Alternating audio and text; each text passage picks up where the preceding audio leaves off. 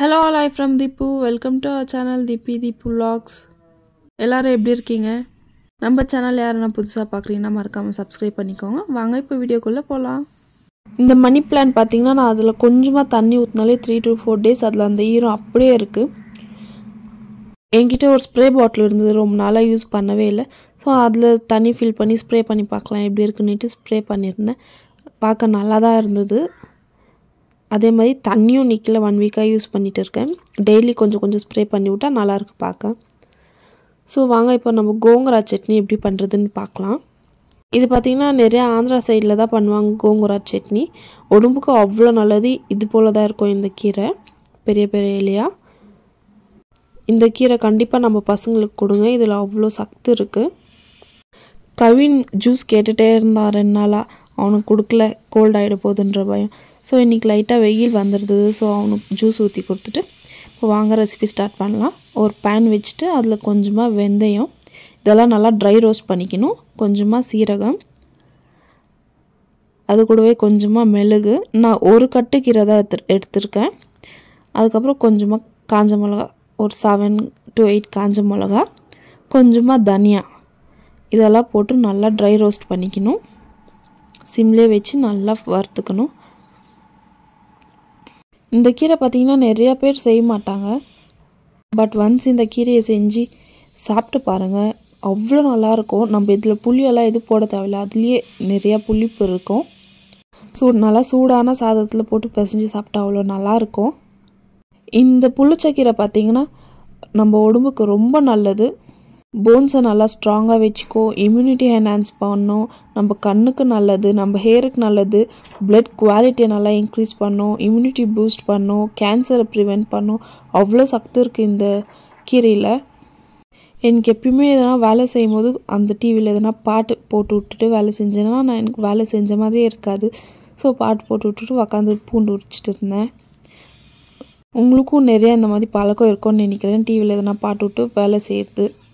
அதுக்கப்புறம் ஒரு சைடில் சாதமும் வச்சுட்டா நம்ம சூடாக சாப்பிட்லாம் கோங்கரா சட்னி போட்டு. ஸோ அதனால ஒரு சைடில் ஒலை வச்சுட்டு அரிசி கழுவிட்டு, இப்போ பார்த்தீங்கன்னா நம்ம ட்ரை ரோஸ்ட் பண்ணி வச்சுருந்தது நல்லா ஆறிச்சு. அதை ஒரு மிக்சியில் மாற்றி நல்லா கிரைண்ட் பண்ணிக்கணும் சாஃப்டாக. இந்த கீரையை நம்ம பசங்களுக்கு அடிக்கடி கொடுக்கறது ரொம்பவே நல்லது. நம்ம பசங்களுக்கு கண்டிப்பாக ட்ரை பண்ணி பாருங்கள், நம்ம பசங்களுக்கு கொடுங்க.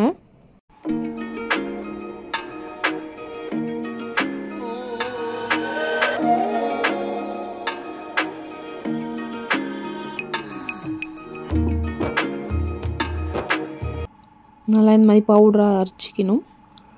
இப்போ அதை ஒரு சைடில் வச்சுட்டு கீரை செய்ய ஸ்டார்ட் பண்ணிடலாம். ஒரு பேன் வச்சுட்டு ஸ்டவ் பற்ற வச்சு அதில் கொஞ்சமாக எண்ணெய் விட்டு, நம்ம தண்ணி எதுவுமே ஊற்ற போகிறதில்ல, கீரைக்கு இந்த எண்ணெயிலே தான் வதங்கும். அதுக்கப்புறம் கொஞ்சமாக கடுகு போட்டு நல்லா பொரியணும். கடுகு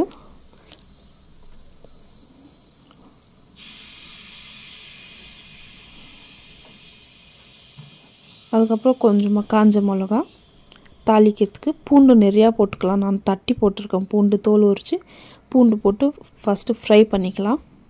கூடவே கொஞ்சமாக சீரகம் போட்டுக்கலாம். பூண்டு நல்லா ஒரு கோல்டன் கலர் மாதிரி டர்ன் ஆகணும், அதுக்கு நல்லா ஃப்ரை பண்ணிக்கலாம்.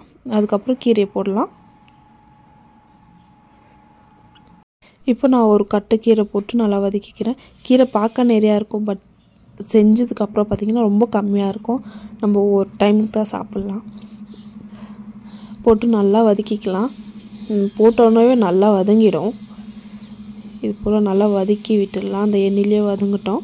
ஒரு 2 to 3 மினிட்ஸ்க்கு அப்புறம் இந்த மாதிரி ஒரு மாதிரி கொழுப்பாக இருக்கும். அது நம்ம அந்த எண்ணெயிலே நல்லா வதக்கிட்டே இருந்தோம்னா அந்த கொழுப்பு தன்மைலாம் போய் நல்லாயிருக்கும். அதுக்கப்புறம் நல்லா வதக்கிட்டே இருக்கணும், கைவிடாத. இந்த சைடில் ஒலை கொதிச்சிச்சு, நம்ம அரிசி போட்டுடலாம். நான் அரிசி ஏற்கனவே 2 to 3 டைம்ஸ் கழுவி தான் வச்சுருக்கேன். இப்போது தண்ணி மட்டும் வடிகட்டிட்டு அப்படியே அரிசி போட்டுடலாம்.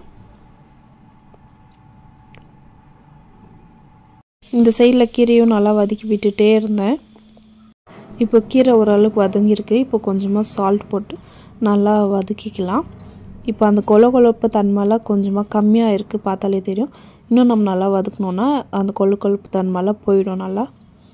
இந்த சைடில் சாப்பாடு கொதிச்சுட்டு இருக்குது. இப்போ நல்லா வதங்கிடுச்சு. இப்போ நம்ம அந்த அரைச்சி வச்சிருந்த மசாலா நம்ம கீரைக்கு எவ்வளோ வேணுமோ அவ்வளோ போட்டுக்கலாம். நான் 2 ஸ்பூன்ஸ் போல் போட்டுக்கினேன். போட்டு நல்லா வதக்கிடலாம். நல்லா மிக்ஸ் பண்ணி இறக்கிட்டோன்னா நல்லா சூடான கோங்கரா சட்னி ரெடி. அது கூடவே சூடான சாப்பாடும் ரெடி ஆயிடுச்சு. பார்த்திங்கன்னா நல்லா வதங்கிடுச்சு. அவ்வளோதான், அந்த எண்ணெயிலே தான் வதங்கணும், தண்ணி எதுவுமே ஊற்ற தேவையில்லை. சாப்பாடும் வடிச்சிட்டு சூடாக சாப்பிட்டுடலாம். அம்மா இது வரைக்கும் இந்த கோங்கரா சட்னி ட்ரை பண்ணதில்லைன்னு சொன்னாங்க. சரி அவங்கக்கிட்டே எடுத்துகிட்டு போய் கொஞ்சமாக கொடுத்தா எப்படி இருக்குன்னு ட்ரை பண்ண சொல்லி அவங்களும் நல்லா இருக்குன்னு சொன்னாங்க. நம்ம வீடியோஸ் பிடிச்சிருந்தா மறக்காமல் சப்ஸ்கிரைப் பண்ணுங்கள், லைக் பண்ணுங்கள், கமெண்ட் பண்ணுங்கள். பாய்.